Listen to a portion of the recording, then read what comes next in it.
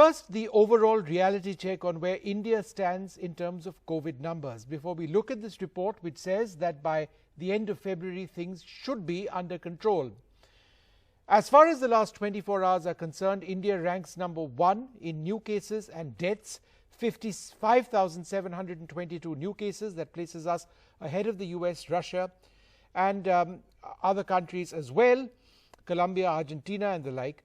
And in terms of deaths in 24 hours, 579 Indians have lost their lives, or 579 people in India have lost their lives. That's ranked number 1, well ahead of the US at 387, Russia at 182, Colombia at 167, Argentina at 160.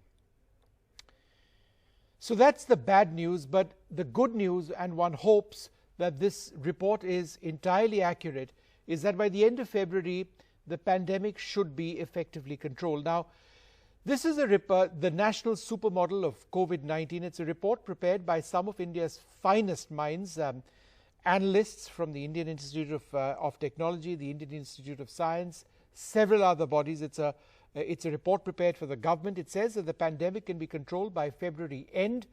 The district and higher level lockdowns are not very effective now. Relaxation in protective measures can lead to a significant rise, so one needs to be aware of that. A relaxation in protective measures could mean up to 26 lakh infections within a month. So that face mask is life and death, quite literally. All activities can be resumed, again with proper safety protocols.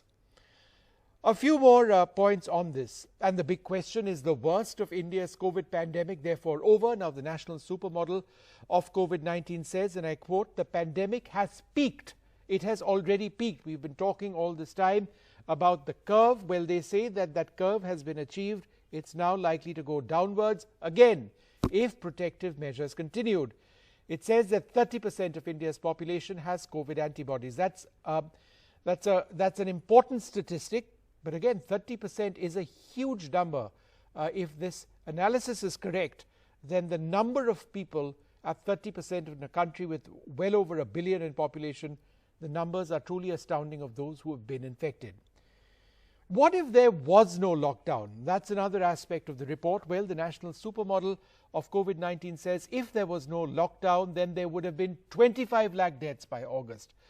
If there was a lockdown between the 1st of April and the 1st of May, there would be 6 to 10 lakh deaths. But the actual lockdown, 1 lakh deaths by September. Therefore, the lockdown was absolutely critical. Joining us now, Dr. Mathukumalli Vidyasagar. He's the National Science Chair and Distinguished Professor of IIT Hyderabad. One of the key individuals in writing this report. Thank you, sir, very much for being with us. What makes you confident that we would be able to control COVID-19 by the end of February if people maintain social distancing and wear their masks? Well, really it is just a matter of fitting a model to the available data and then extrapolating it into the future under the assumption that we stated in the report, namely that people would continue to adhere to the safety protocols and not get overly excited and declare victory too soon, so to speak. So if that were to be the case, then our model does predict that the decline in the number of active cases will continue, the decline in the number of daily deaths would continue, and by approximately February 2021, the total number of cases would be manageable. It would not be zero, of course. No number of cases can ever be exactly zero, but the number would be small enough that we can cope as a country. So, Professor, we often talk about the R factor, the R effect. That's the rate at which the infection multiplies. And typically when R is lower than 1, then you can say that, we are winning the battle. Have we already reached that stage? No. If R is less than 1, then the number of cases would not increase at all. Whereas what is happening now is that the number of cases is increasing, but at a much slower rate. So at a future date, R will actually fall below 1, and that's when you can honestly declare that the pandemic is over. So right now, if you compare the value of R today with what it was in, let us say, June, July, that kind of a time frame, it's noticeably less. Okay, and therefore again a basic question being which would be asked, the curve which we are talking about, flattening the curve, you know, we've been speaking about that. Has India at the moment flattened the curve? Well, it depends on how you define flattening the curve. How would you define it? Yes, that's what I was going to say. The way we have defined it is looking at the number of active cases, because what defines the strain on our healthcare system is the number of people that need healthcare at any one particular time. So that is the number of active cases who require hospitalization or medical attention.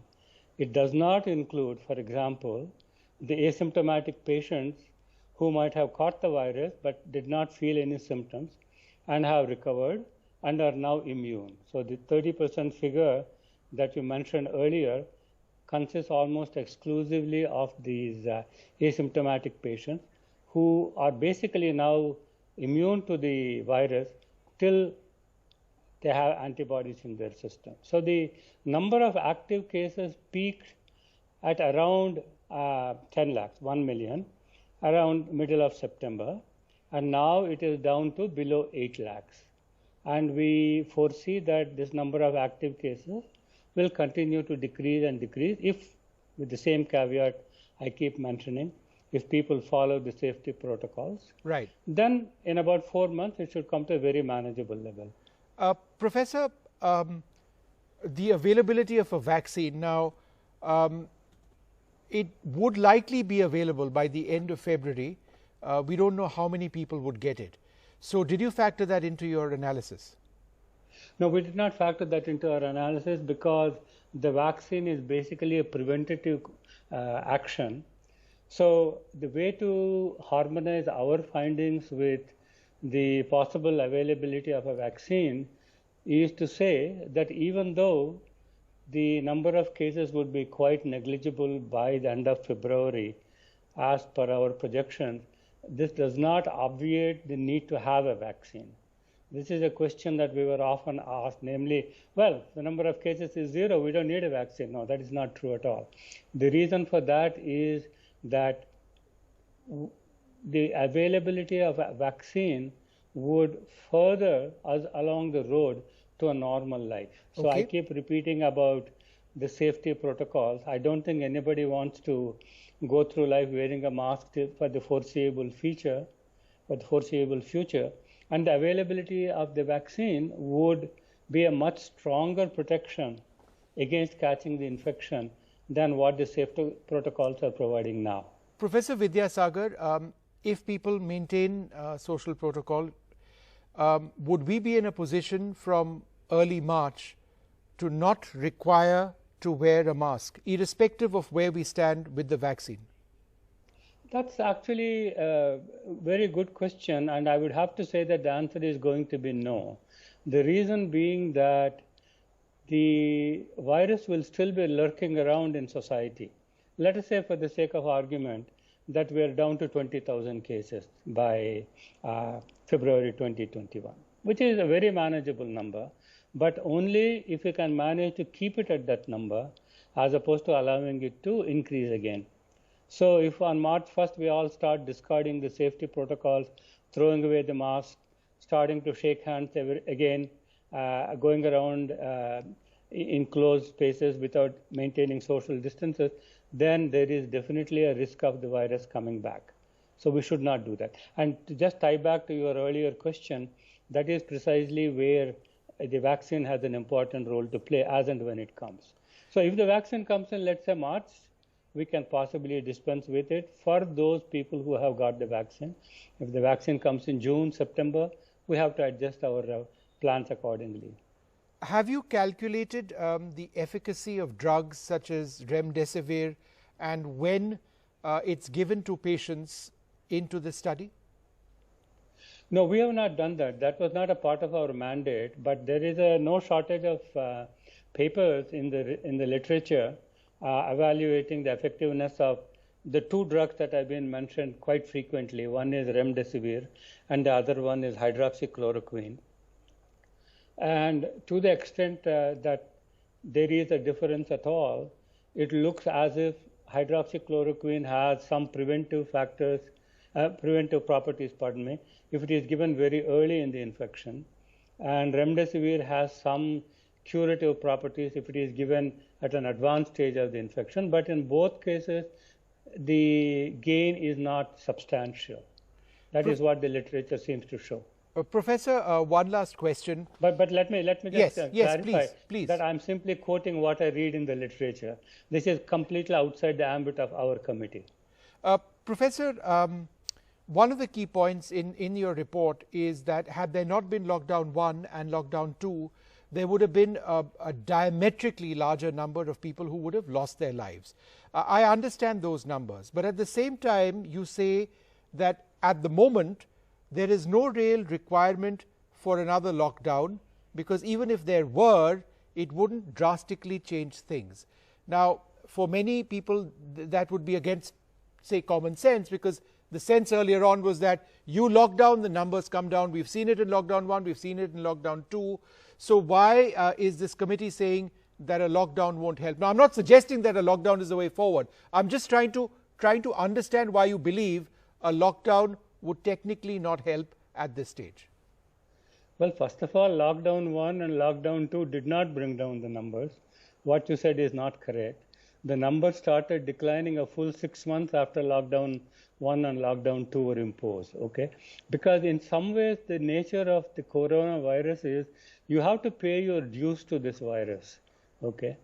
In fact, I've seen some very ignorant statements in the popular media saying, okay, if you lock down for 2 weeks, the virus will be over. No, that's simply not possible. So, and the other point is, behind that number of the large number of infections is also the lack of preparedness of India to face the virus in the months of April, May, and June, compared with the level of preparedness that we have now. That would be a very major factor. You just cast your mind back to where we were in April and May. We did not have enough PPE, we did not have enough ventilators, we did not actually have enough tests even. So that also contributed to this huge forecast rise in the number of active cases, which would have translated to a large rise in the number of deaths. All right. Professor Vidyasagar, wonderful to speak to you. And I think the bottom line in your report, and it's something we keep saying on a daily basis, social distancing, wear the mask, follow the protocol. None of these numbers will work, and our fates really are linked entirely to being sensible citizens at this stage. Professor, thank you so much for being with us. My pleasure. Thank you very much.